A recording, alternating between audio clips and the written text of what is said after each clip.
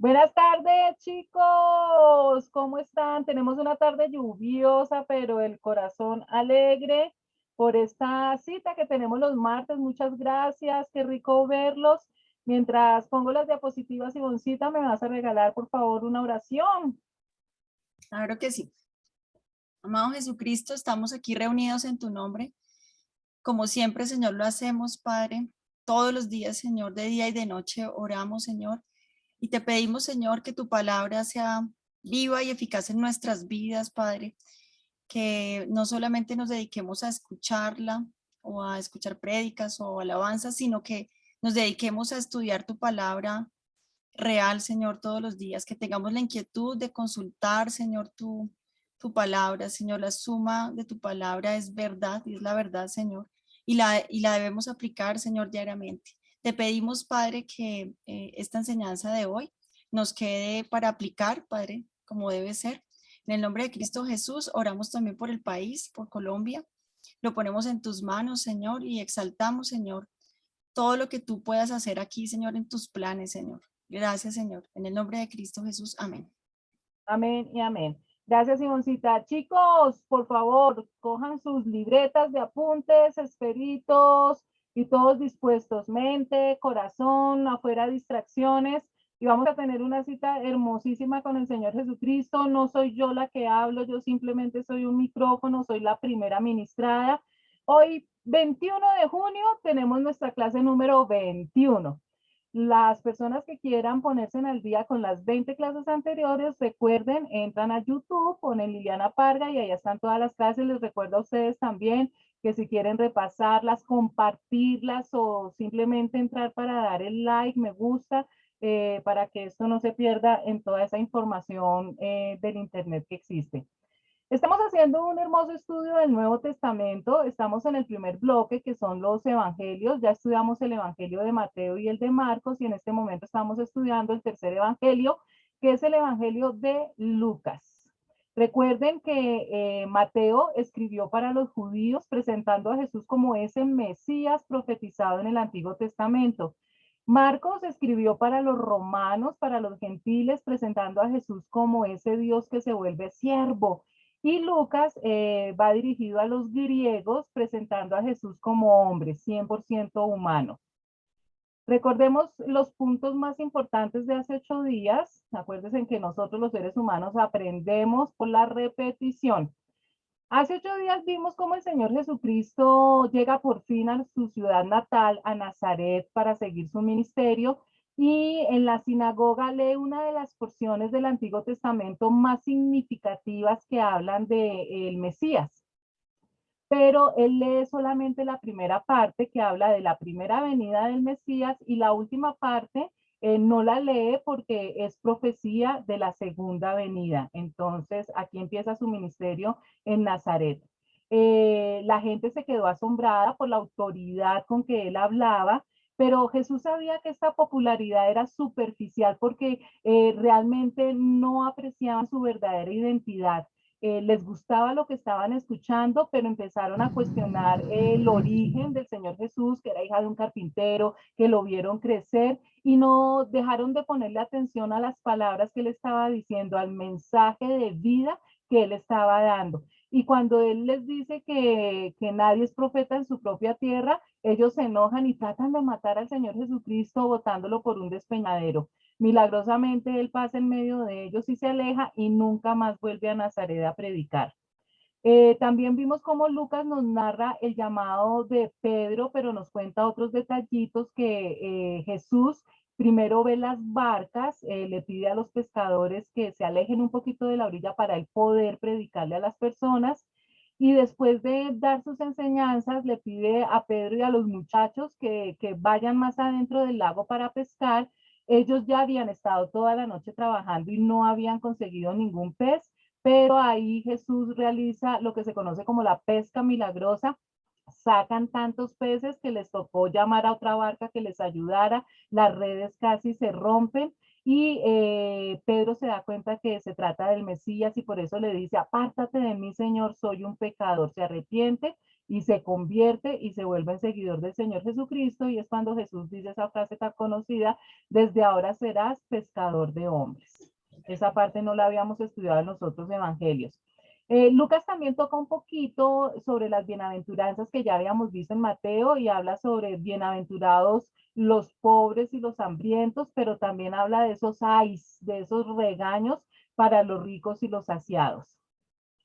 También vimos hace 8 días cómo Jesús en repetidas ocasiones da una enseñanza bien profunda de cómo nosotros debemos aprender a amar a nuestros enemigos, que si a veces es difícil amar a las personas que están más cercanas y que nos quieren, tenemos que hacer ese ejercicio que no es nada fácil, pero que en la medida en que nosotros crecemos espiritualmente y la idea es que cada día nos parezcamos más al Señor Jesucristo, ser menos peores cada día, es llegar a esa cumbre de poder amar a nuestros enemigos, que no es fácil. Nos enseñaban cómo las personas son veloces para juzgar a los demás, pero lentas para corregirse a sí mismas, y eso nos pasa a todos, de cómo tenemos que tener autoridad moral para poder criticar o juzgar a alguien, pero todo debe ser con amor.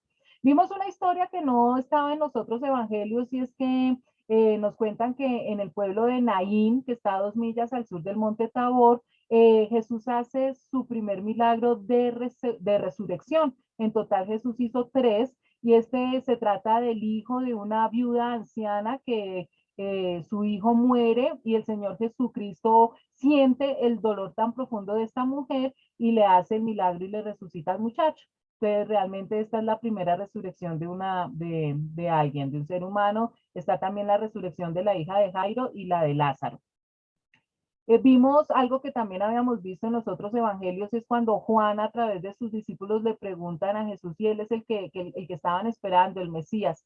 Y cómo entender la pregunta que Juan el Bautista hizo desde la cárcel cuando el mismo Juan estuvo durante 6 meses preparando el camino del Mesías, y aprendimos que cuando hay tristeza del corazón, tristeza emocional, cuando hay depresión emocional y física, pues llegan dudas incluso para las personas que tienen la mayor certeza de algo. Entonces, que eso pues no nos debe extrañar, pero para el remedio está en volver a estudiar las escrituras, en el volver a oír todo lo que Jesucristo ha hecho, que es lo que Jesús le dice a los discípulos de Juan, que le recuerden todo lo que Jesús está haciendo, dándole vista a los ciegos, sanando a los enfermos. Y cuando se van los discípulos de Juan, él empieza a hablar muy lindo de Juan, porque dice que Jesús dice, les aseguro que entre los mortales no se ha levantado nadie más grande que Juan el Bautista. Y sin embargo nos da a nosotros un anticipo de todos los regalos que vamos a recibir cuando Jesús establezca su reino aquí en la tierra. Dice, sin embargo, el más pequeño en el reino de los cielos es más grande que él.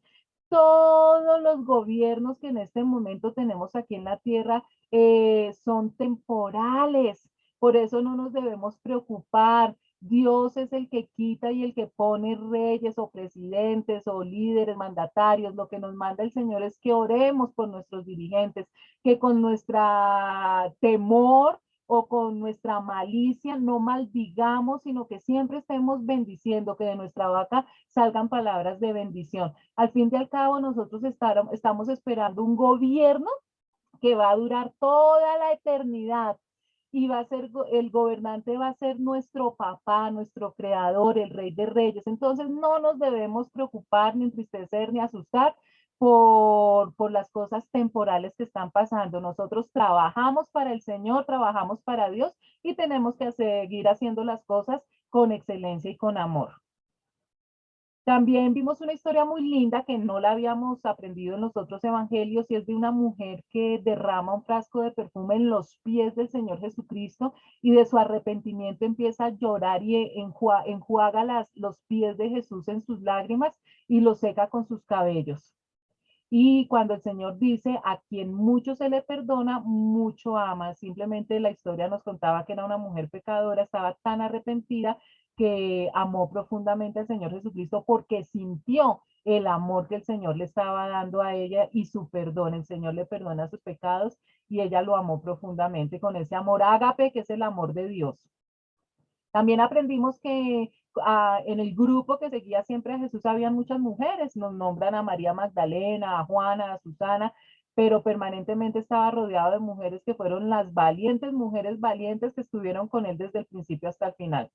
Nunca huyeron como los hombres, como los discípulos y los apóstoles. Y ahí quedamos. Entonces vamos, chicos, en Lucas capítulo 8, versículos del 16 al 18, ¿qué dice? De esto habíamos tocado un poquito, pero sí quiero leerlo para que lo recordemos. Versículo 16. Nadie enciende una lámpara para después cubrirla con una vasija o ponerla debajo de la cama, sino para ponerla en una repisa. Aquí está el Señor Jesús haciendo una analogía con la vida. Estamos en un mundo que está bajo tinieblas. El enemigo, Satanás, le tiene una venda a los seres humanos para que no conozcan la verdad, para que ni siquiera se den cuenta que se perdió algo, pero que hay posibilidad de recuperarlo. Hay una ceguera total. La gente no tiene ni idea qué es lo que está pasando, de dónde venimos, cuál es nuestro propósito aquí en la tierra y para dónde vamos. Están totalmente ciegos, como los caballitos, solamente mirando hasta la punta de su nariz. Y Satanás los tiene así, y es feliz porque la gente entonces no se preocupa por nada más, sino por las cosas superficiales, banales y temporales. Entonces llega el Señor Jesucristo con el mensaje de un reino que va a durar toda la eternidad, y esa es la luz, como si se prendiera un gran reflector en un teatro que está totalmente a oscuras, y llega el Señor Jesucristo con esas buenas nuevas, que es la luz. Y Él nos dice, nosotros ya recibimos esa luz, nosotros, cada uno de nosotros, cuando aceptamos a Jesucristo, también nos dan de regalo un gran reflector para alumbrar en cualquier parte donde haya tinieblas. Y Él nos dice que nosotros que conocemos ya la verdad, que sabemos exactamente cuáles son los propósitos de Dios, los planes, tenemos que alumbrar a donde quiera que vayamos, dando las buenas nuevas de salvación, contando el plan de salvación a todo el mundo, y no debemos esconder esa lámpara debajo de una repisa. Porque nosotros los cristianos que ya conocemos la verdad debemos practicar el evangelio lógicamente y propagarlo a todos los sitios donde el Señor nos mande. Dice, no hay nada, versículo 17, no hay nada escondido que no llegue a descubrirse, ni nada oculto que no llegue a conocerse públicamente.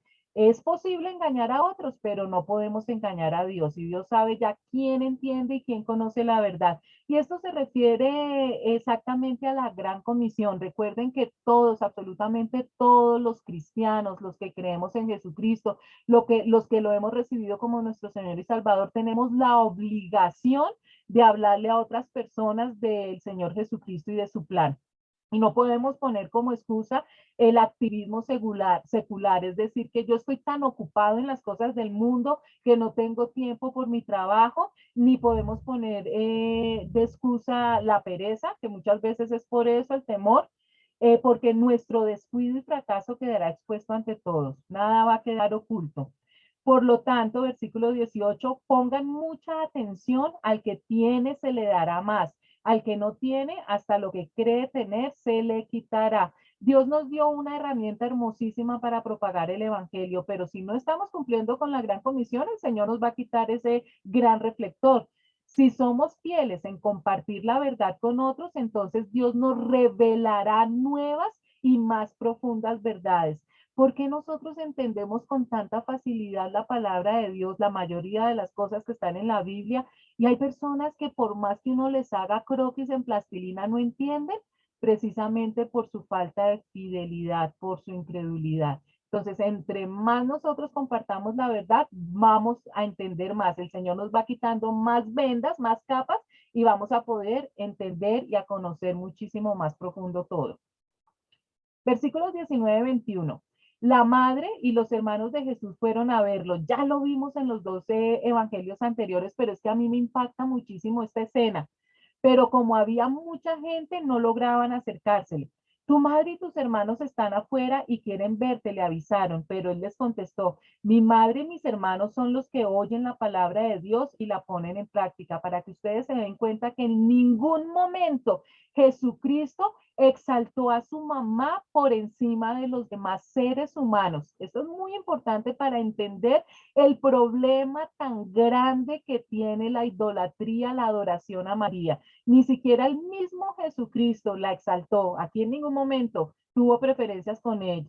Para Dios, las personas importantes son los que oyen la palabra de Dios y la ponen en práctica, son los que nos volvemos familia del Señor Jesucristo.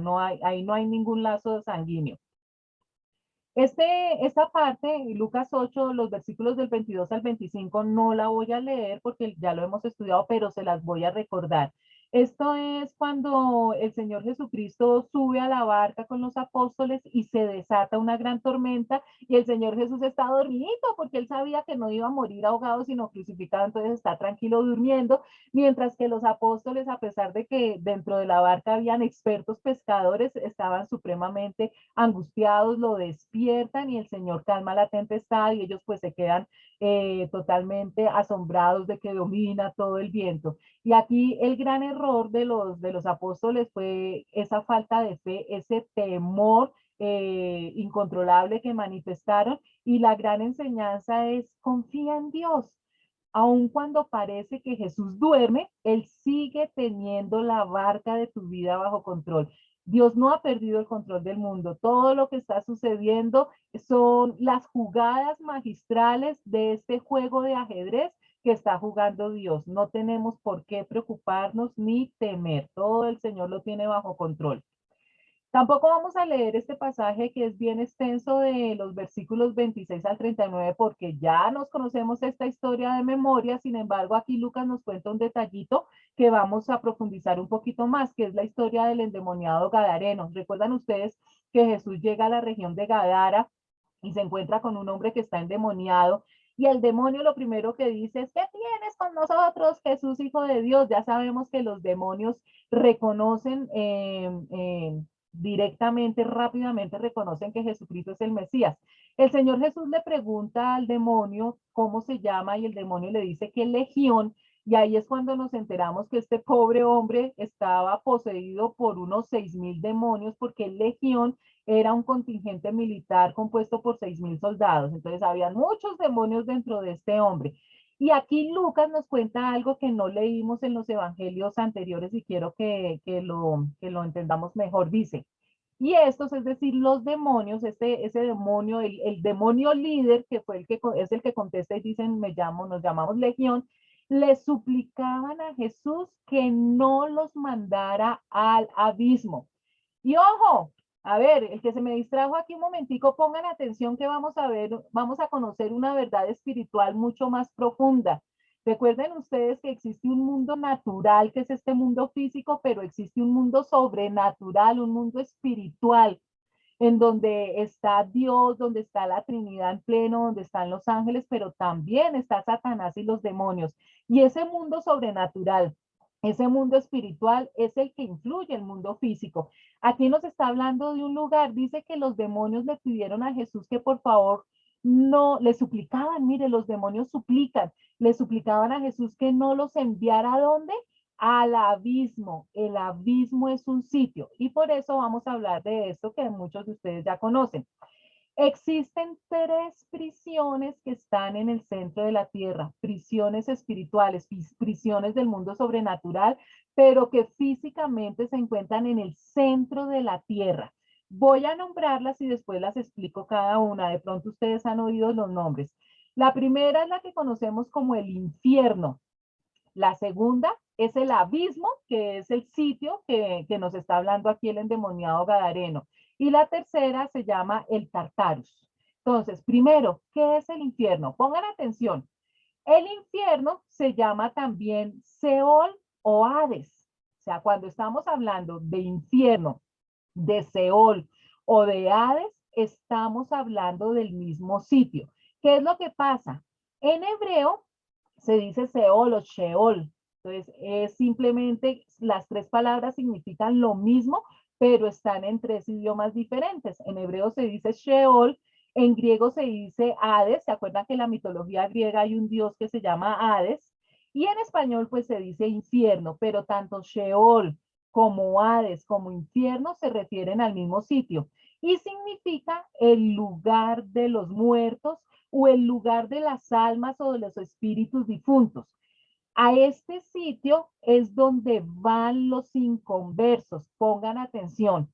Al infierno o Seol o Hades es donde van las personas que han rechazado a Jesucristo cuando se mueren. Y es un sitio físico que queda en el centro de la tierra. Cuando una persona muere sin haber aceptado a Jesucristo como Señor y Salvador, su cuerpo desaparece. Esta parte material que tenemos es súper temporal, solamente la utilizamos mientras estamos aquí en el planeta Tierra. Por eso no importa cuando una persona se muere, si lo entierran, si lo creman, si se lo comió un tiburón, porque nosotros vamos a recibir un cuerpo nuevo. Entonces, cuando una persona muere, el cuerpo desaparece, pero su espíritu y su alma, recuerden que alma se refiere a la psiquis, a la mente, las emociones y su voluntad. Entonces, cuando una persona muere, sigue recordando, sigue pensando, sigue teniendo voluntad y con su alma, con su voluntad, pensamientos, emociones y con su espíritu, que es el área que tenemos los seres humanos con las cuales podemos comunicarnos con Dios, se van derechito para el infierno. Entonces, al infierno van los seres humanos que rechazaron a Jesucristo. Entonces, está clarísimo el infierno. La segunda cárcel espiritual se llama entonces el abismo, que es la que nos está hablando en este pasaje. Resulta que se define como la más grande profundidad.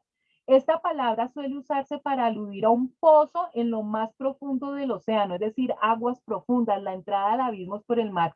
Ustedes nunca se han preguntado por qué el hombre ha alcanzado alturas, distancias tan grandes como llegar a la luna, ya se está mandando cosas a Marte, pero ustedes sí sabían que el ser humano no ha llegado al centro de la Tierra, no conoce la profundidad del mar.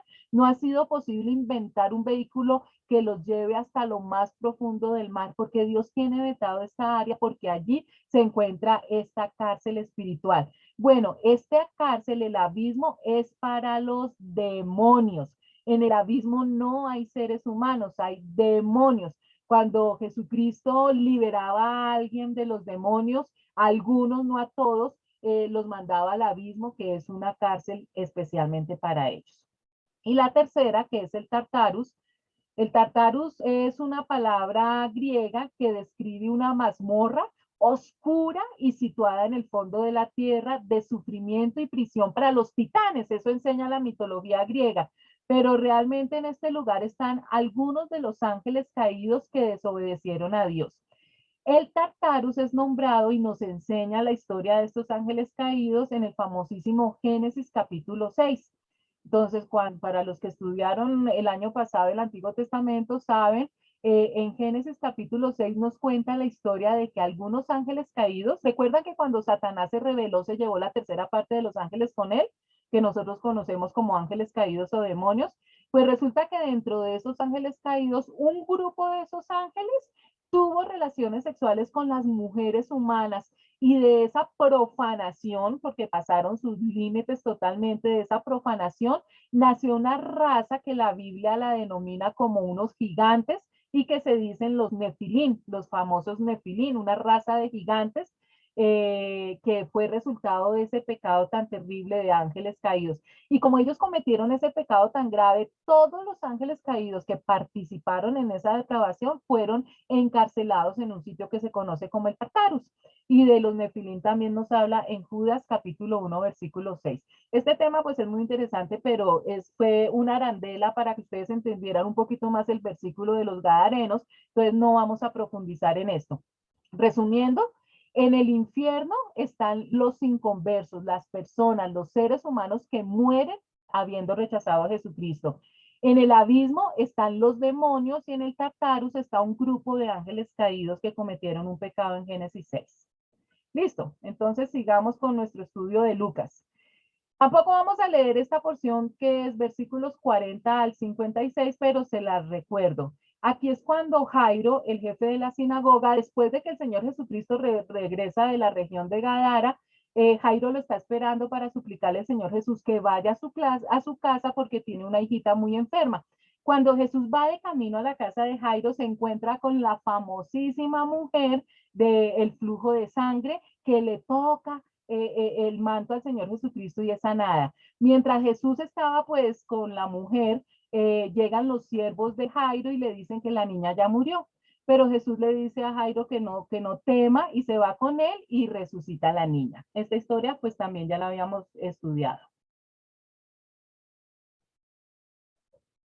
Lucas también nos enseña algo que ya habíamos visto, por eso no lo leemos, capítulo 9, versículos del 1 al 6.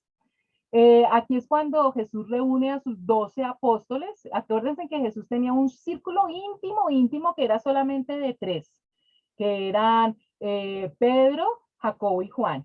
Pero tenía un círculo un poquito más también pequeño, pero un poquito más grande, que fueron sus 12 discípulos. Y entonces ya después de tener un entrenamiento con el Señor Jesucristo, los manda al ruedo y manda a los 12 a proclamar el reino de Dios y a sanar y a liberar, y les da unas instrucciones, que vayan a las ciudades, que se hospeden en casas y que prediquen el evangelio, y que si alguno no quiere creer, que se sacude el polvo de los pies, que es una manera de decir, pues ustedes cumplieron con avisarles, si ellos no creen ya es problema de ellos. Entonces, esta parte es muy importante. Vamos entonces para versículos 7 y 9, recordemos que nos dice, Herodes el tetrarca se enteró de todo lo que estaba sucediendo, o sea, todo lo que Jesús estaba haciendo, los milagros que estaba haciendo. Estaba perplejo porque algunos decían que Juan había resucitado, otros que se había aparecido Elías y otros, en fin, que había resucitado a alguno de los antiguos profetas. Pero Herodes dijo, a Juan mandé que le cortaran la cabeza.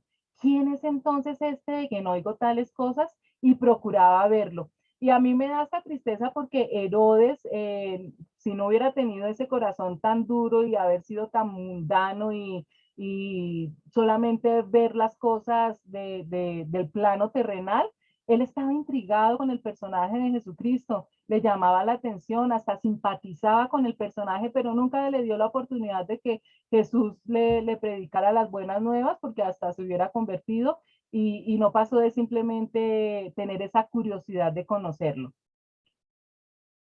Versículos del 10 al 17, recordemos lo que ya habíamos visto en todos los evangelios que hemos estudiado, cuando Jesús alimenta a 5,000 personas, porque es uno de los milagros pues más notorios y que más recordamos.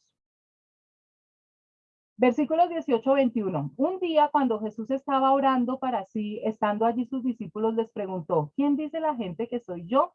Unos dicen que Juan el Bautista, otros que Elías y otros que uno de los antiguos profetas ha resucitado. Respondieron, ¿y ustedes quién dicen que soy yo? El Cristo de Dios, afirmó Pedro. Jesús les ordenó terminantemente que no dijeran esto a nadie. Y quise volverlo a leer para que recordaran ustedes que esto es una de las partes más importantes del ministerio del Señor Jesucristo, que ni en Marcos ni en Lucas nos lo profundizan tanto como en Mateo, porque es descubrir, o sea, que las mismas personas se dieran cuenta por medio del cuestionamiento, cuando el Señor les dice, ¿quién dice la gente que soy yo? A pesar de todas las profecías que ellos tenían y de todas las señales que estaban teniendo con el Señor Jesucristo, nadie más se atrevía a decir, definitivamente él es el Mesías que estábamos esperando. Recuerden que es Pedro el que da esta frase, que es la columna vertebral del cristianismo. Y es la misma pregunta que el Señor les está haciendo a ustedes hoy en día. Yo sé que la mayoría de ustedes ya han recibido a Jesucristo como Señor y Salvador, pero sé que más de uno no lo ha hecho todavía. No entiendo qué están esperando. Y eso es lo que el Señor les pregunta. ¿Y ustedes quién dicen que es Jesucristo? Porque si todavía no están convencidos de que Jesucristo es un Salvador, el Salvador, y que ustedes necesitan salvación, llevamos 1 año y medio perdido para ustedes. Ya era hora que se hubieran dado cuenta de eso. Lucas capítulo 9, versículo 22, también ya lo sabíamos, y les dijo, el Hijo del Hombre tiene que sufrir muchas cosas y ser rechazado por los ancianos, los jefes de los sacerdotes y los maestros de la ley. Es necesario que lo maten y que resucite al tercer día. Recuerden que el Señor Jesús en varias oportunidades dijo de manera muy clara que lo que le iba a suceder a él. No tenían por qué haberlos cogido de sorpresa todo lo que sucedió después. Dirigiéndose a todos, declaró, si alguien quiere ser mi discípulo, que se niegue a sí mismo, lleve su cruz cada día y me siga. Porque el que quiera salvar su vida la perderá, pero el que pierda su vida por mi causa la salvará. ¿De qué le sirve a uno ganar el mundo entero si se pierde o se destruye a sí mismo? Si alguien se avergüenza de mí y de mis palabras, El Hijo del Hombre se avergonzará de él cuando venga en su gloria y en la gloria del Padre y de los santos ángeles. Además, les aseguro que algunos de los aquí presentes no sufrirán la muerte sin antes haber visto el reino de Dios. Recuerden que esta última parte se refiere a Juan el Bautista, que es a Juan el Bautista no, sino a Juan el Apóstol, que es el que escribe el Apocalipsis, y en visiones Juan pudo ver el reino de Dios. Pero aquí les quería nuevamente, que ya lo habíamos visto, que recordáramos la importancia de nosotros tener en cuenta que si el Señor Jesús decía, si alguno quiere venir en pos de mí, niegue hacia sí mismo, tome su cruz y sígame. Y es, chicos, para que nosotros no olvidemos que es algo que Dios espera de nosotros. Dios desea vidas consagradas a Él, es decir, que seamos cristianos radicales. Y yo sé que esta palabra no le gusta a algunas personas porque no la entienden. Dios exige de nosotros que seamos radicales. No confundan ser radicales con ser fanáticos. Son dos términos diferentes. Una persona radical es aquella que no cambia su postura de sus creencias, de la verdad que él cree y de sus principios. Recuerden que nosotros no nos guiamos por sentimientos ni emociones, sino por principios, lo que nos dice el manual de instrucciones. No es lo que yo siento hacer tal cosa o no siento hacer tal cosa. No, nosotros no nos guiamos por, no nos podemos guiar por emociones que son tan subjetivas y nosotros somos muy egoístas. Por eso es que nosotros nos regimos por principios, los principios que están escritos en la Biblia, y en eso tenemos que ser radicales. Un fanático, entonces un radical es aquel que es capaz hasta de morir por sus creencias. Un fanático es aquel que mata por sus creencias, es decir, yo te obligo a que tú creas lo mismo que yo creo, si no te mato. Ese es un fanático. Nosotros los cristianos no somos fanáticos, nosotros somos radicales. Recuerden que donde esté tu tesoro, ahí está tu corazón. Entonces, nosotros tenemos que tener en primer lugar siempre a Dios en nuestro corazón y que se convierta en nuestro tesoro. Si alguno quiere ir en pos de Jesús y ser su discípulo, niéguese a sí mismo. O sea, Dios es verdaderamente, el Señor Jesucristo es verdaderamente el que ocupa el primer lugar de mi vida, hasta que ni siquiera yo ocupo el primer lugar, sino es Jesucristo el que ocupa el primer lugar en mi vida. Dejo todo, incluso a mí mismo, atrás, y todas las cosas terrenales y materiales, porque el primer lugar lo ocupa Jesús. Y eso es lo que Jesús nos pide, que nosotros entendamos que mientras no pongamos al Señor Jesucristo en primer lugar en nuestra vida, no vamos a entender el propósito de Dios para la humanidad. Versículos del 28 al 36 se los recuerdo. 8 días después de decir esto, de que nosotros debemos llevar nuestra cruz, entonces el Señor Jesús lleva a su círculo íntimo, a Pedro, a Juan y a Jacobo, y sucede el episodio de la transfiguración, donde Jesucristo muestra toda su deidad delante de este círculo íntimo y tienen un encuentro con Moisés y Elías. Moisés, representante de la ley en el Antiguo Testamento, y Elías representante de los profetas del Antiguo Testamento, porque viene un gran cambio. Recuerdan que Jesús vino a cambiar la ley por el amor. Entonces, este círculo íntimo se da cuenta de esto tan hermoso. Aquí se unen el mundo terrenal con el mundo espiritual. Tampoco leamos del 37 al 43. Entonces, el no leer también los versículos está haciendo que vayamos más rápido, y espero haber alcanzado a poner todas las diapositivas para que nos duren el tiempo de la clase. En este, lo sabemos muy bien también, esta historia ya la habíamos visto cuando hay un muchacho endemoniado y el papá le ruega a los apóstoles que lo liberen y no pueden. Le dice, le rogué a tus discípulos que lo expulsaran, pero no pudieron, y es cuando el Señor pues los regaña porque dice que ese tipo de demonio sale con oración. Hubo un periodo ahí de incredulidad entre los apóstoles, ya se sintieron muy sobraditos y la embarraron y no pudieron sanar a este endemoniado.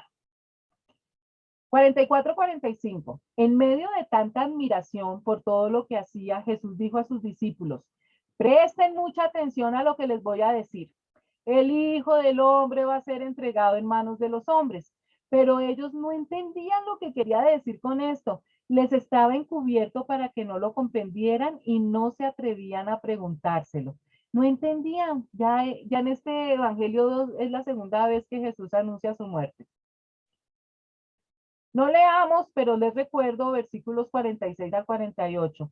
Es cuando los discípulos empiezan a discutir a ver quién es el mayor de entre ellos, quién es el más importante, y el Señor Jesucristo les dice que el más importante es el que se hace como un niño.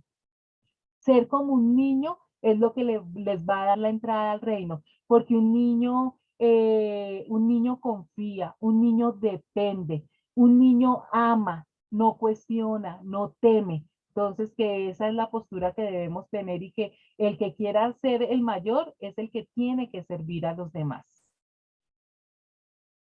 Versículos 49 y 50. Maestro, intervino Juan, vimos a un hombre que expulsaba demonios en tu nombre, pero como no anda con nosotros, tratamos de impedírselo. No se lo impidan, les replicó Jesús, porque el que no está contra ustedes está a favor de ustedes. Y es la gran enseñanza que ya habíamos visto en Marcos, que el Señor nos dice que cualquiera que hable del Señor Jesucristo, mire, Dios utilizó muchas veces inconversos, o sea, personas que defendían a Jesús o realizaban los planes de Dios y que ellos nunca se salvaron. Pero el que está hablando del Señor Jesucristo, el que está a nuestro favor y no está en contra de nosotros. Entonces, nosotros no debemos intervenir en los planes de Dios a quién utiliza y a quién no utiliza. Versículos 51-56. Como se acercaba el tiempo de que fuera llevado al cielo, Jesús se hizo el firme propósito de ir a Jerusalén. Envió por delante mensajeros que entraron en un pueblo samaritano para prepararle alojamiento. Pero allí la gente no quiso recibirlo porque se dirigía a Jerusalén. Cuando los discípulos, Jacob y Juan, vieron esto, le preguntaron, pongan atención a esto, Señor, ¿quieres que hagamos caer fuego del cielo para que los destruya? Pero Jesús se volvió a ellos y los reprendió.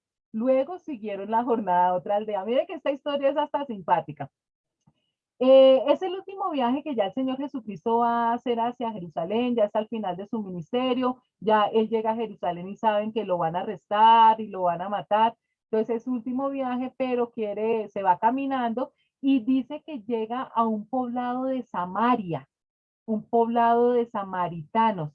Una aldea samaritana le pidió a dos discípulos que se adelantaran para encontrar un hospedaje, iban a pasar la noche ahí a descansar, pero resulta que esa aldea samaritana se mostró inhospitalaria. No quisieron que Jesucristo se quedara, no le dieron posada como cuando chiquito, no le dieron posada. Entonces les da una piedra a Jacobo y a Juan. Recuerdan que estos hermanos, el Señor Jesucristo les puso el apodo de hijos del trueno. O sea, ellos eran fosforitos, eran alcacelser. Y les dio tanta piedra que miren estos sobrados, orgullosos y soberbios, además que con muchas ínfulas de que nosotros hacemos aquí el poder sobrenatural, le dicen a Jesucristo, Señor, ¿quieres que nosotros enviemos fuego a esta aldea? Oiga, querían quemar toda la aldea, querían matar a toda la gente que estaba en la aldea. Y yo me imagino la cara del Señor Jesucristo que voltea y los mira con esos ojazos de amor y les dice, oiga, ¿ustedes qué les pasa? Este era el año aceptable del Señor y no el día de venganza de nuestro Dios. Ellos debían haber tenido gracia y no un espíritu vengativo. Y por eso el Señor Jesús los reprende. Y este Juan, sobre todo Juan, conocido como hijo del trueno, tan impulsivo, queriendo, miren eso, quería arrasar una aldea completa. Fue llamado después el discípulo de amor. Juan entendió perfectamente y se convirtió, hizo metanoia perfecto, le dio la espalda totalmente a ese temperamento impulsivo y vengativo que tenía, tanto que fue llamado el discípulo amado, el discípulo del amor. Pero hubo ese momento en que quisieron pues mandar una bomba atómica sobre la aldea y despedazarla. Versículos 57-58. Iban por el camino cuando alguien le dijo, te seguiré a donde quiera que vayas. Las zorras tienen madrigueras y las aves tienen nidos, le respondió Jesús, pero el Hijo del Hombre no tiene dónde recostar la cabeza. Y fíjense, chicos, que aquí entonces el señor Lucas pues nos da tres ejemplos de tres personajes diferentes que quieren hacer parte del grupo íntimo de Jesucristo, que quieren seguir al Señor Jesucristo, pero mire lo que pasa con estos personajes. Entonces, este primero que le dice a Jesús, te seguiré a donde vayas, el Señor Jesús le dice, rico, chévere, pero antes de que me sigas, te recuerdo una cosita. Jesús le hace ver que no espere de él ni seguridad, ni ventajas, ni bienestar, porque ni siquiera el mismo Jesús tiene donde reclinar su cabeza, no tiene casa, come lo que le ofrecen, duerme donde pueda, muchas veces no dormía en una casa, sino a la intemperie, no tiene nada para ofrecerle. Entonces este hombre no lo sigue, se arrepiente porque no tiene nada de comodidades. El otro ejemplo, a otro le dijo, sígueme. Fíjense que esta vez el Señor Jesús es el que tiene la iniciativa, como hizo con todos los discípulos, lo vio al hombre y le dijo, ven, sígueme. Señor, le contestó, primero déjame ir a enterrar a mi padre. Deja que los muertos entierren a sus propios muertos, pero tú ve y proclama el reino de Dios, le replicó Jesús. Cuando este hombre le dijo, déjame primero, le estaba poniendo ya una condición. Primero, o sea, antes de seguirte, el Señor Jesús le dijo, sígueme. Recuerdan que cuando Jesús llamó a Mateo, a Leví, al recaudador de impuestos, a Pedro, a casi todos los discípulos que llamó y les dijo simplemente, sígueme, ellos dejaron todo tirado, sus negocios y todo lo siguieron. No, este hombre les dijo, espérate, sí, sí, yo te quiero seguir, pero primero, ya no está Jesús de primeras. Primero, cuando el hombre dice, deja que entierre a mi padre, no es que el papá se hubiera muerto y el cadáver estuviera ya esperando a que lo enterraran, era una manera de decir, déjame que primero esté con mi padre, lo ayude en el negocio, él se pensione y ya se muera, entonces hago mi vida común y corriente y ahí sí te voy a seguir. Ese tipo de personas no le servía al Señor Jesucristo porque su ministerio era muy cortico y necesitaba gente que definitivamente lo dejara todo. Y por eso le dice al hombre, le dice, no, no, no me sirve, ve y proclama el reino de Dios, pero no, no me sirves estando en mi círculo. Y el último ejemplo, cuando le dice, deja que los muertos entierren a sus muertos, se refiere a los muertos espirituales. O sea, definitivamente la gente mundana, los que no quieren saber nada de Dios, lo que tienen cero en su vida espiritual, se alimentan muy bien físicamente, se alimentan muy bien intelectualmente, pero espiritualmente están en la olleta, en ceros. Dejen que esos muertos espirituales sigan conviviendo con otros muertos espirituales. Después de uno dar el evangelio y ellos no quieren saber nada de Dios, apártate de ellos. El último ejemplo está muy relacionado con el anterior. Dice, otro afirmó, te seguiré, Señor, pero primero déjame despedirme de mi familia. Jesús le respondió, nadie que mire atrás después de poner la mano en el arado es apto para el reino de Dios. Entonces, el compromiso de seguir a Jesús tiene condiciones. Acuérdense que no es a mi manera, es a la manera de Dios. Y yo no me canso de repetirles que este problema lo veo yo en tantas personas que dicen, mire, mire, a mí no me hablen de Dios, que yo tengo relación con Dios a mi manera. Y dicen que es la canción más popular en el infierno, ¿no? A mi manera. Mire, yo hablo con Dios y Él es mi parcero, yo tengo una relación con Él a mi manera. Qué equivocados están. Y estas son las personas más difíciles de evangelizar, porque definitivamente ellos están convencidos, creen que están haciendo las cosas muy bien y todo lo contrario, como están haciendo las cosas a su manera, ya están rompiendo el primer principio de hacer la voluntad de Dios. Cristo tiene que reinar en nuestros corazones sin rival alguno. Todos los otros amores o lealtades han de estarle subordinadas. Entonces, aquí estos tres ejemplos nos dan una gran enseñanza. Fuera de eso nos dice, el ejemplo nos dice, nadie que mire atrás después de poner la mano en el arado es apto para el reino de Dios. ¿Qué pasa? Cuando una persona tiene un arado, en la época pues de los bueyes o de los caballos, esta persona que guía a los caballos para que haga surcos en la tierra para después sembrar las semillas y cosechar, tiene que estar mirando al frente y guiando a los caballos para que ellos no se desvíen y sus surcos queden derechos. Porque si este personaje que guía a los caballos empieza a mirar hacia atrás, ¿qué va a tener como resultado? Sembrados con surcos torcidos. Entonces nadie puede quitar la mirada hacia adelante. cualquier milímetro que se desvíe ya se le va a torcer el camino. Entonces, por eso es que el Señor da estas enseñanzas. Entonces, ¿cuáles son estos tres obstáculos que impiden que las personas sean verdaderos servidores del Señor? Primero, las comodidades materiales. Entonces, cuando el Señor Jesús les dice, yo no tengo nada material que ofrecerles, pues dicen, no, ni pues chiras, yo no dejo mi vida. Yo no dejo mi trabajo que me da tan buen dinero, yo me voy a pasear los domingos, yo que voy a ir a la iglesia si tengo mi finca, comodidades materiales. El segundo es un trabajo o una actividad, los laboradictos. ¿No han oído ustedes? No, yo no tengo tiempo, yo me voy a poner no tengo tiempo de ir a la iglesia, ¿a qué horas hago el devocional? Si me levanto tempranísimo y me acuesto tardísimo, no, no, no, no, no, el tiempo es oro. Yo no puedo tener ningún ministerio, ni servir en la iglesia, ni nada de eso porque no tengo tiempo, tengo un trabajo y una actividad porque tengo que darle de comer a mi familia. Y el tercer obstáculo precisamente es eso, la familia y amigos.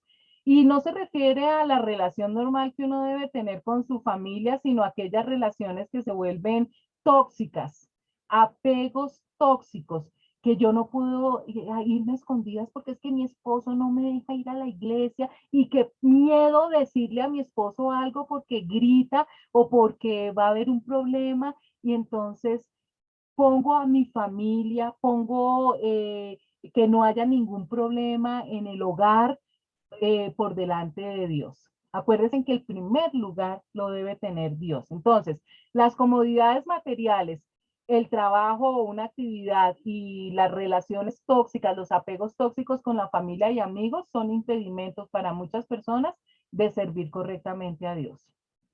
Y ahí ya vamos mal. Vamos con el capítulo 10, versículos del 1 al 4 que dice, después de esto, el Señor escogió a otros 72 para enviarlos de dos en dos delante de él a todo pueblo y lugar a donde él pensaba ir. Es abundante la cosecha, les dijo, pero son pocos los obreros. Pídanle, por tanto, al Señor de la cosecha que mande obreros a su campo. Vayan ustedes, miren que los envío como corderos en medio de lobos. No lleven monedero, ni bolsa, ni sandalias, ni se detengan a saludar a nadie por el camino. Entonces, inicialmente el Señor Jesús había mandado a sus 12 apóstoles, ¿recuerdan? Ahora está mandando otros discípulos, está mandando 72 discípulos para que hagan nuevamente la labor que ya habían hecho los apóstoles, pero como son más, pues van a poder ir a muchos más lugares. Y lo mismo les dice, les da las mismas instrucciones que le habían hecho a los apóstoles con la salvedad de que les está diciendo, tengan cuidado porque los envío como corderos en medio de lobos. Como nos está pasando ahorita a nosotros, a los cristianos, que nos va a pasar, que todo el mundo nos va a querer comer, nos ven como presa y va a ser mucho más difícil predicar el evangelio.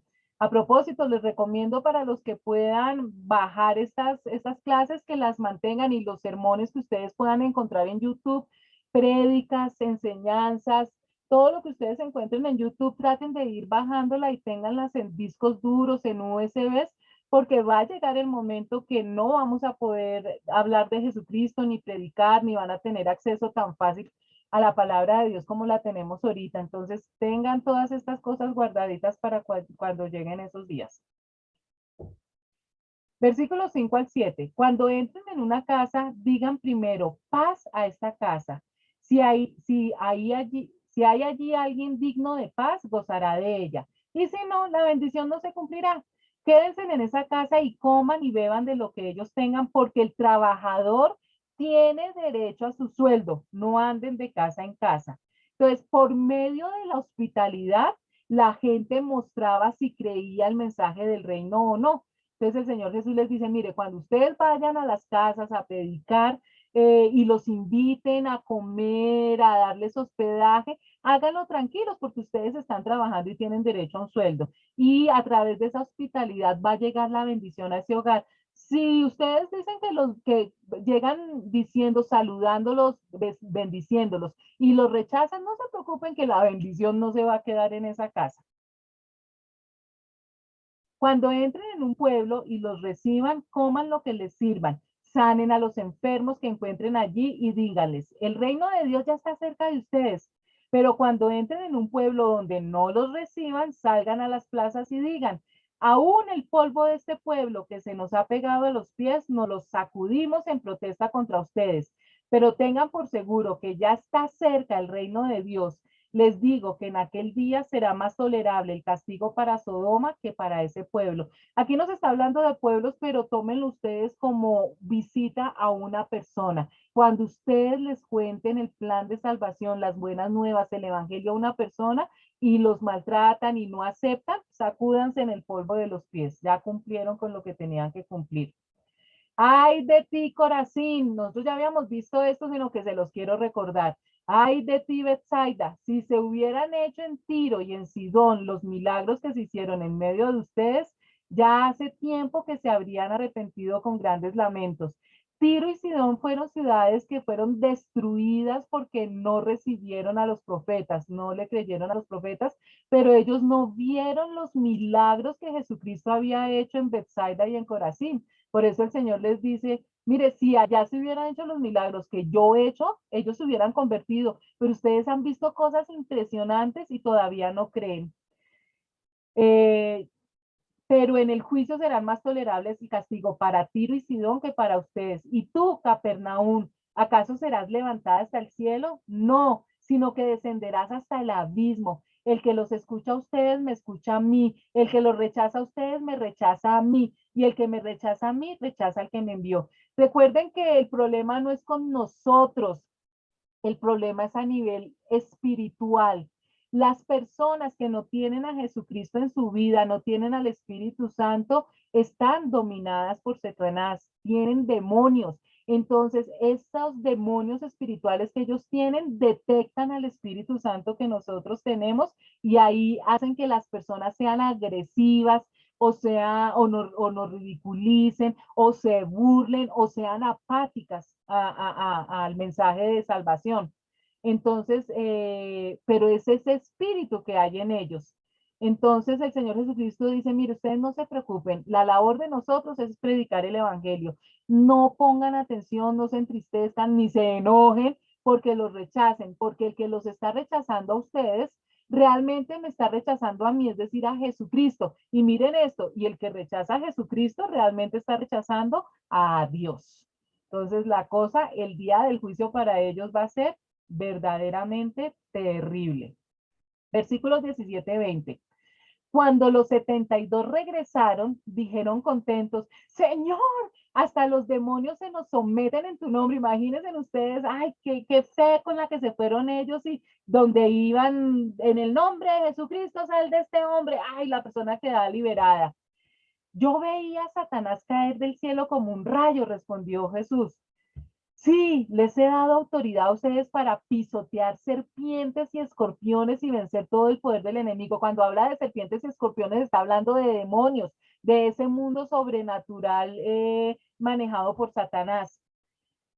Nada les podrá hacer daño. Sin embargo, no se alegren de que pueden someter a los espíritus, sino alegrense de que sus nombres están escritos en el cielo.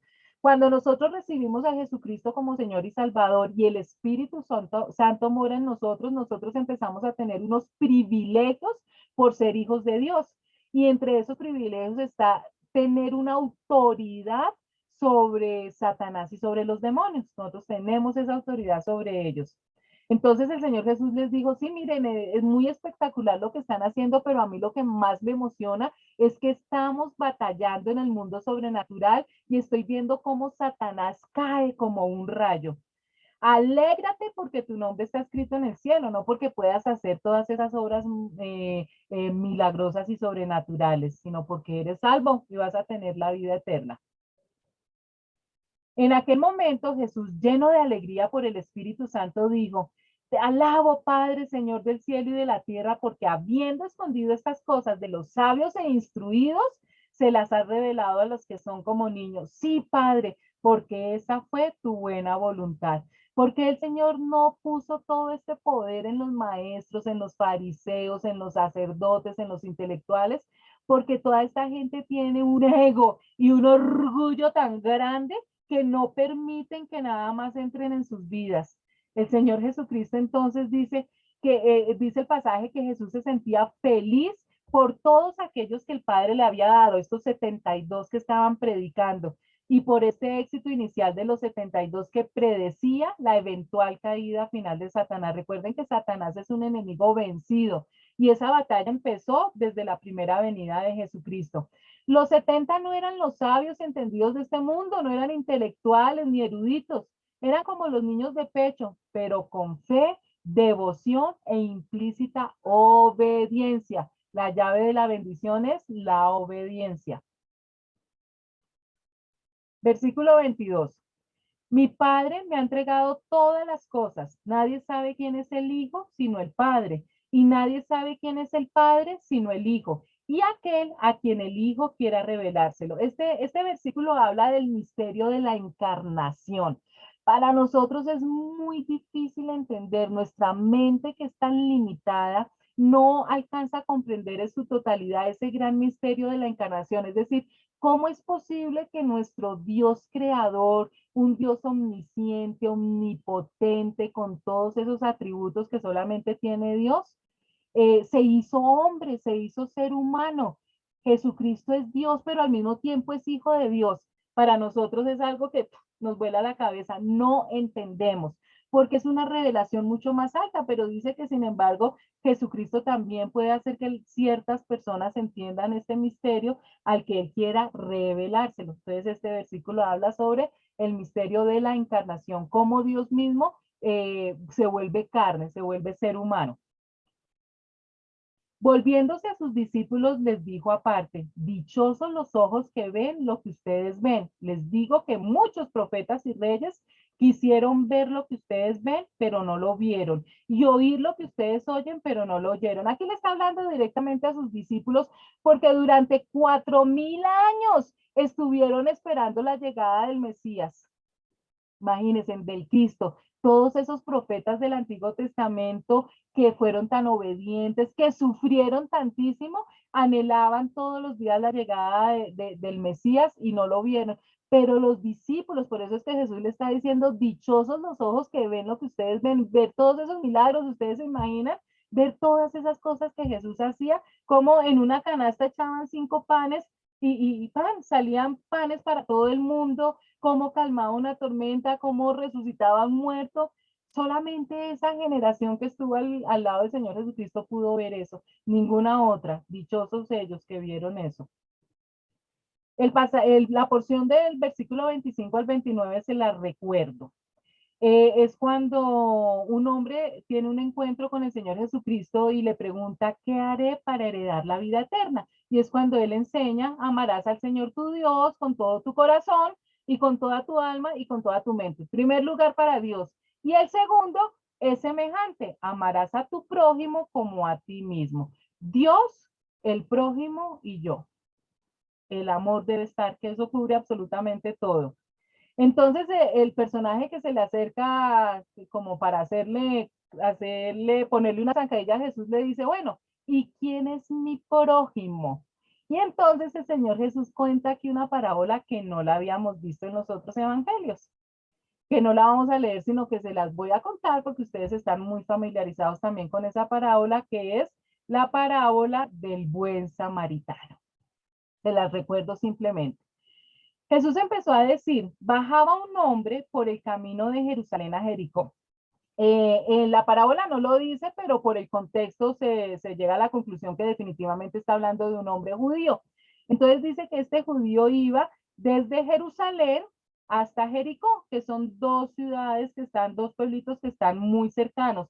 Sin embargo, había que recorrer un pedazo que era como desértico, de montaña, y por lo visto era muy parecido a esta ciudad a las 9 de la noche, un peligro, porque mire lo que le pasó al pobre judío. Cayó en manos de unos bandidos. Lo despojaron hasta de sus ropas, lo golpearon y se marcharon dejándolo medio muerto. Le hicieron el paseo millonario, lo asaltaron, lo robaron. Ahora no es solamente que lo roban, sino que le pegaron. Me he dicho, cualquier coincidencia con lo que se vive hoy en día en las ciudades es pura verdad. ¿Qué más pasó? Por casualidad bajaba por ese camino un sacerdote del templo, un judío, un sacerdote, lo vio tomó el otro lado y siguió su camino. Se hizo el loco y no lo ayudó, siguió su camino. Lo mismo hizo un levita que llegó a ese lugar, lo vio, tomó el otro lado y pasó de largo.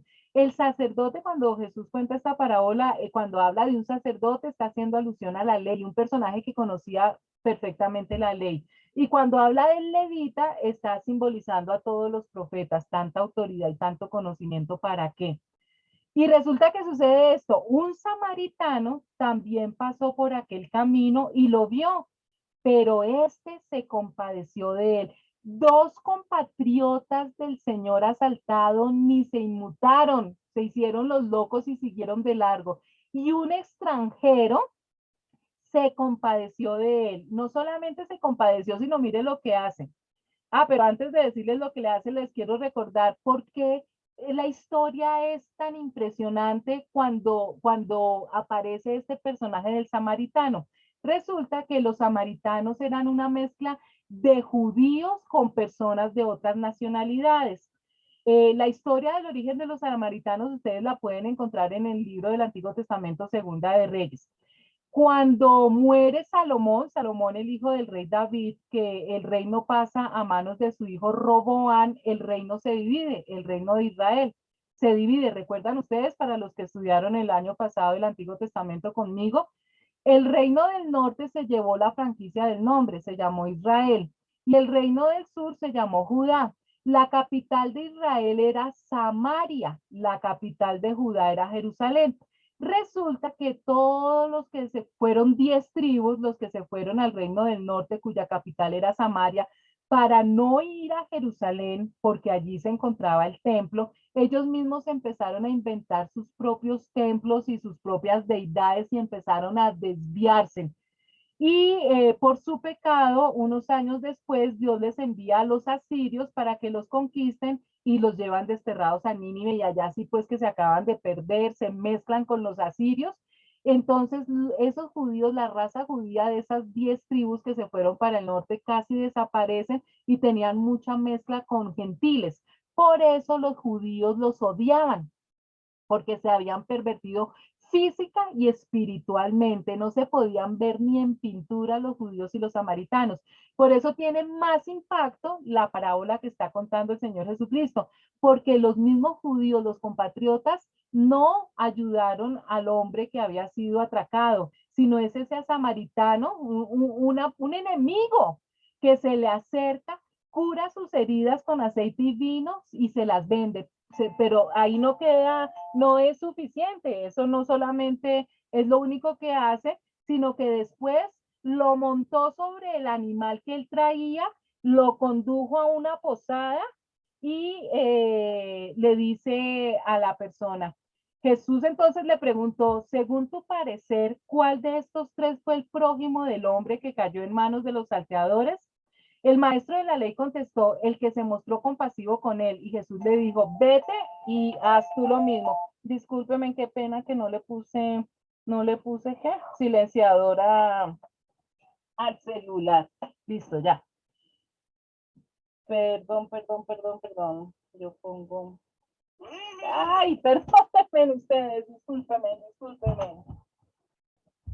Ay, ya. Se me olvidó ponerle el silenciador. Bueno, sigamos. Entonces, ¿cuál es la cualidad de este samaritano? La compasión, la compasión. Sigamos, capítulo 10, versículo 38-42.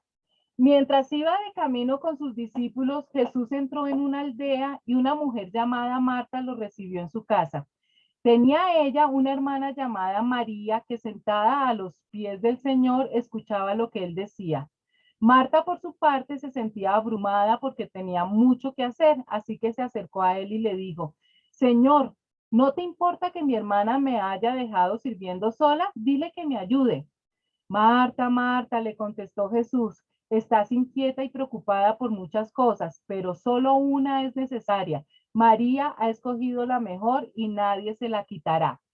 Esta historia tampoco la habíamos conocido en los otros evangelios, es una historia muy bonita. Aquí nos está hablando de tres hermanos que vivían cerca de Jerusalén, en un pueblito llamado Betania, a 3 kilómetros de Jerusalén. Entonces allí vivían Lázaro, Marta y María, que eran tres hermanos que hicieron una gran amistad con el Señor Jesucristo. Y su casa se volvió un sitio donde Jesús muchas veces iba, a quedarse.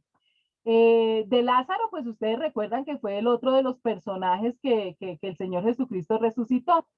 De María, miren, les cuento quién era María. De María ustedes también ya habían oído.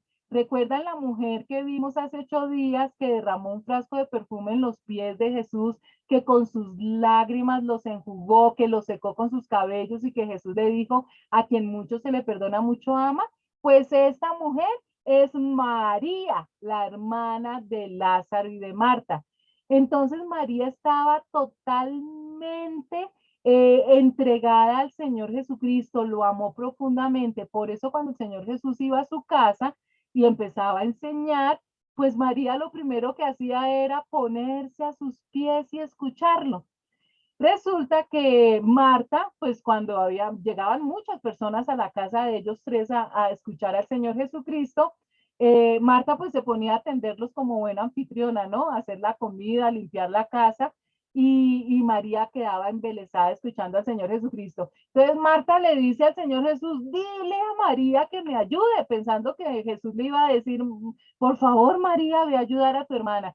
Pero Jesús al contrario le dice, Marta, Marta, cuando un nombre se repite 2 veces, es ese amor con que se le está hablando a la persona. Jesús le dice, Marta, Marta, estás inquieta y preocupada por muchas cosas.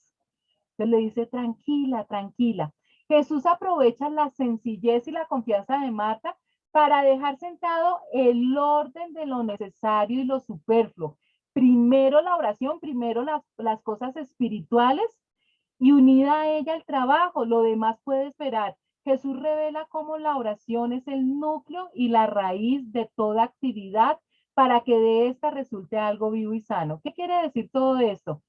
Cosas importantes hay muchas en la vida y Marta estaba haciendo una de ellas, procurar servir alimento y descanso, pero conviene tener bien dispuesto el orden de los valores.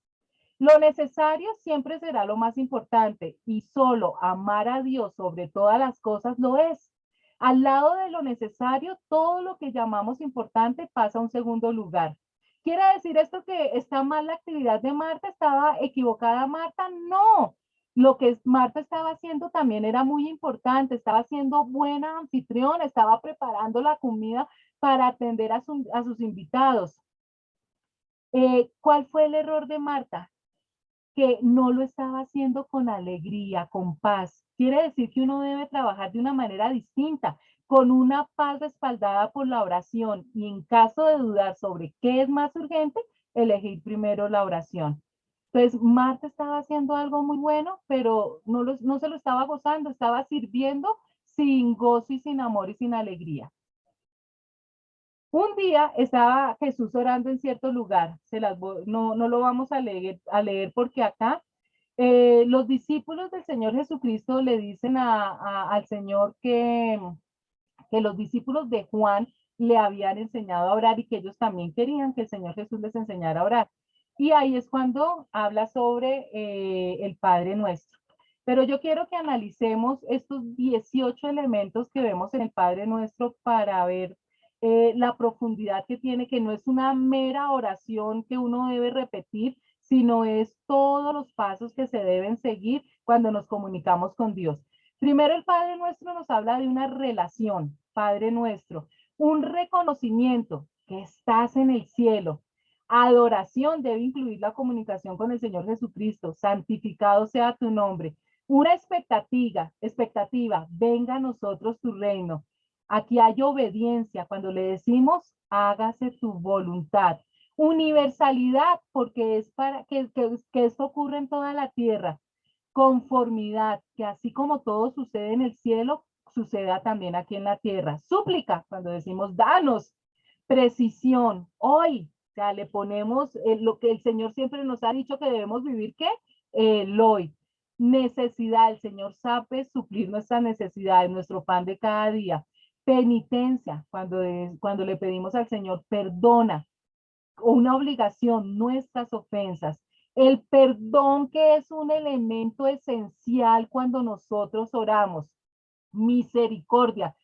El Señor no solamente tiene justicia con nosotros, sino que también tiene misericordia. Guía, que no nos deje.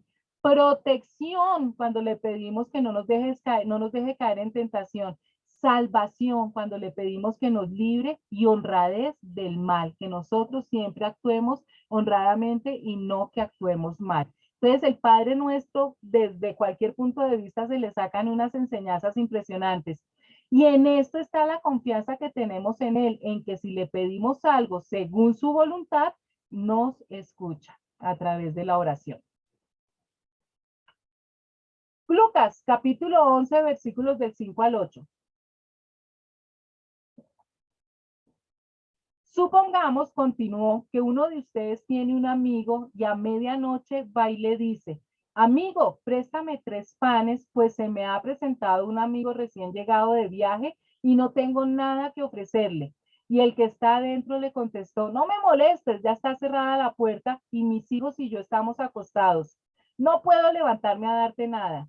Les digo que aunque no se levante a darle pan por ser amigo suyo, sí se levantará por su impertinencia y le dará cuanto necesite. Entonces, aquí el Señor Jesucristo sigue dando una enseñanza relacionada con la oración. Nos está dando unos tips para que nuestras oraciones sean escuchadas, y cuenta la parábola del amigo inoportuno. Resulta que este hombre a medianoche llega donde su vecino y le golpea pidiéndole pan porque le llegó una visita. Imagínense en uno profundo dormido y que le golpeen para pedir una tacita de azúcar. Entonces el Señor Jesús dice: mire, hasta el más amigo le daría una piedra terrible que lo despertaran para pedir ese tipo de favor. Pero como ya lo despertó, ya fue inoportuno, pues le va a dar lo que le pidió, porque al fin y al cabo pues ya lo despertó. Si hablas con Dios, de seguro que inclinará su oído hacia ti. Esta parábola no quiere decir que cuando nosotros le pedimos algo a Dios, él se muere de la piedra. No, no es esa la enseñanza. El hombre de la parábola se atrevió a tocar la puerta de su amigo aunque era tarde. Y es que nosotros aprendamos, de verdad tú tienes esa confianza con Dios, que acudes a Él en cualquier momento y en cualquier lugar, o te intimidas al orar. Yo conocía personas que decían: no, no, yo qué voy a molestar a Dios pidiéndole esto, qué pena con Dios yo pedirle estas bobadas. Eso es no conocer a nuestro papá. ¿Sientes que Dios te ignora?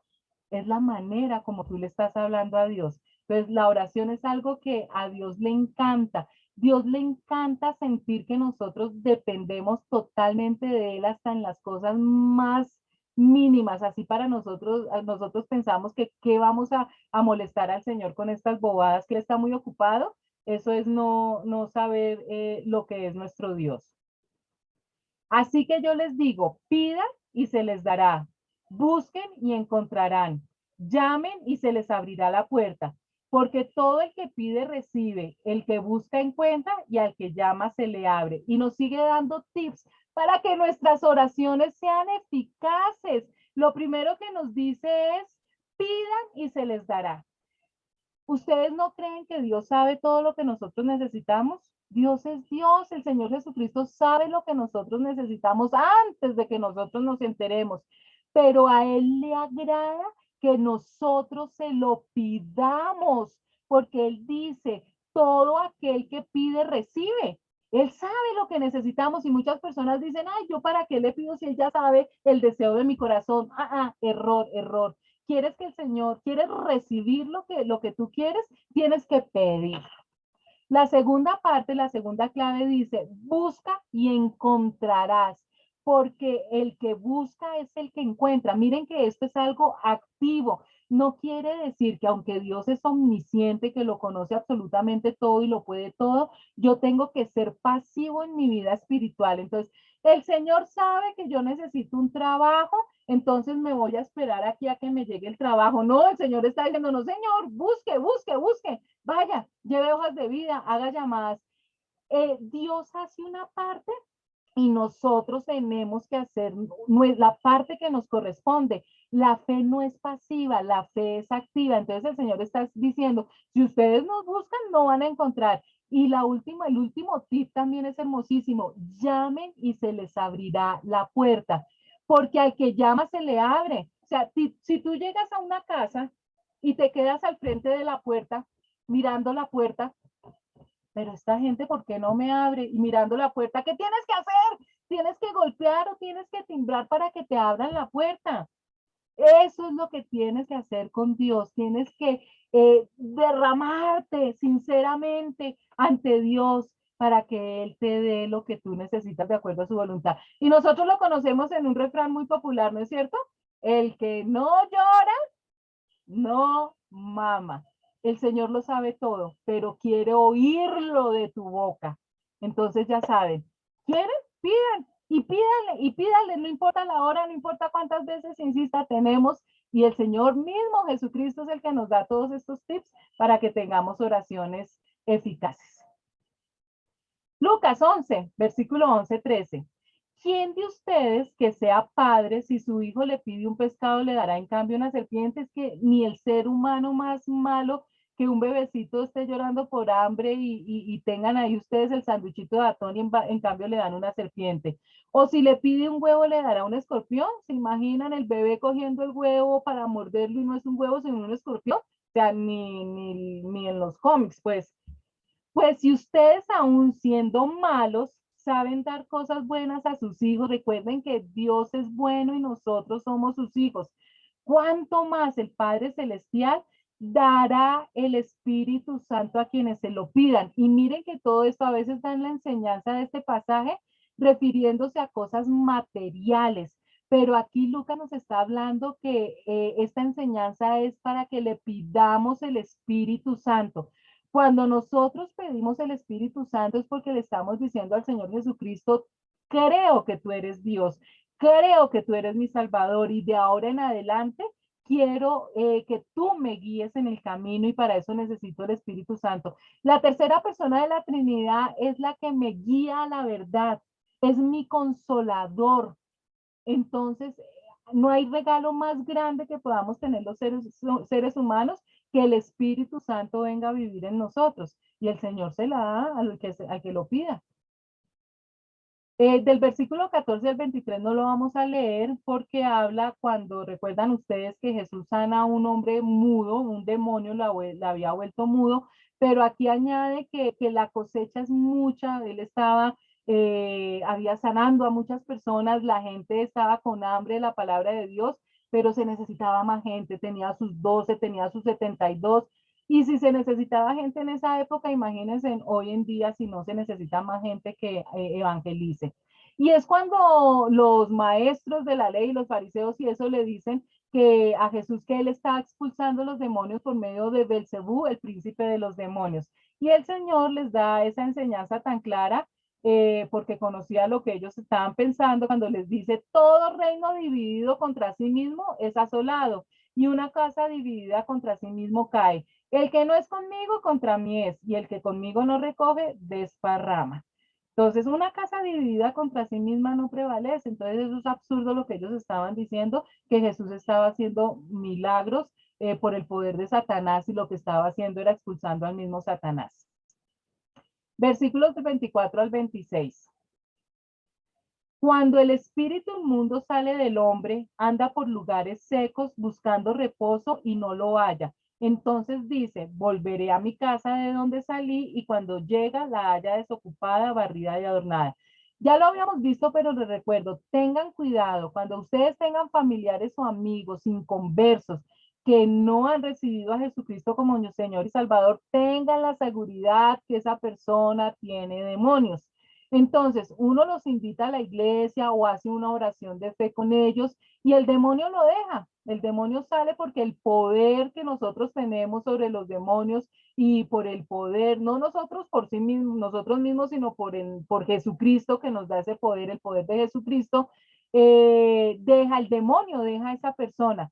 Pero ojo, ¿de qué sirve una casa limpia y adornada, pero sin la presencia de Dios? Entonces, la persona ya no tiene al demonio adentro, pero si queda la casa vacía, lo que conocemos como la casa queda vacía, es decir, que inmediatamente esa persona que es liberada no acepta a Jesucristo como Señor y Salvador y recibe al Espíritu Santo, nos dice entonces el Señor Jesucristo que este demonio va a traer otros 7 espíritus más malvados que él y el estado final de esa persona va a ser peor que el inicial.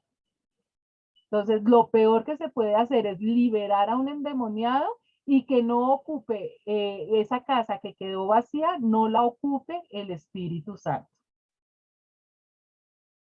Versículos 27 y 28. Mientras Jesús decía estas cosas, una mujer dentro de la multitud exclamó, dichosa la mujer que te dio a luz y te amamantó. Dichoso más bien, contestó Jesús, los que oyen la palabra de Dios y la obedecen. Y con esto vamos a terminar, chicos. Pongan atención porque esto es impresionante. Miren ustedes, por segunda vez hoy estudiamos algo muy importante cuando el Señor Jesucristo de una manera muy clara está demostrando que María, la Virgen María, no es superior a otro ser humano. Hubiera sido un momento perfecto para que el Señor Jesucristo hubiera defendido a María y la hubiera exaltado como alguien superior y alguien a quien adorar. Jesús estaba haciendo cosas tan extraordinarias, fíjense en ustedes, que una mujer en medio de su emoción dijo, dicho luz y te amamantó. Decir qué madre tan afortunada la queremos adorar porque o sea, más importante que tú es esa mujer que te dio leche materna.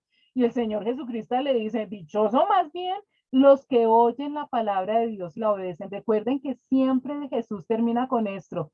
Mi familia, mis amigos, los que yo amo, son los que oyen la palabra de Dios y la obedecen. ¿Y por qué recalco esto? Resulta que infortunadamente la Iglesia Católica, que ha malinterpretado tantísimo la Biblia, no sé cómo entienden este pasaje y hacen todo lo contrario. Resulta que no te dejes engañar. En ningún momento en las escrituras se muestra a María como una mujer superior a los seres humanos, la cual es digna de adoración. Solo Jesús salva y en ninguno otro hay salvación porque no hay otro nombre bajo el cielo dado a los hombres en que podamos ser salvos. Y eso lo dice Hechos capítulo 4. En ningún momento el Señor Jesucristo exalta a María como superior para que sea digna de adoración. Resulta que la Iglesia Católica por allá en la Edad Media, cuando empiezan con una cantidad de enseñanzas antibíblicas, les da por decir que para que una catedral sea denominada como catedral, desde el Vaticano les decían a todas las ciudades, los pueblitos, si su iglesia quiere que sea elevada a catedral, tienen que tener una reliquia en la catedral. Reliquias son objetos supuestamente sagrados que tenían que ver con la vida de Jesucristo o con las personas que estaban alrededor de Jesucristo. Pues aunque ustedes no lo crean, pues es muy cómico si definitivamente esta enseñanza no, no estuviera llevando a tanta gente al infierno, pero hay una enseñanza. Ellos, ahora, a los católicos les dio por decir que ellos no adoran a la Virgen María, pero siguen enseñando que se debe decir el rosario y que el rosario es una escalera para subir al cielo y llegar con María al corazón profundo de Jesús. Es decir, los católicos pusieron un intermediario entre los seres humanos y Jesucristo. Y eso es totalmente antibíblico. Entonces, ¿cómo será esta creencia?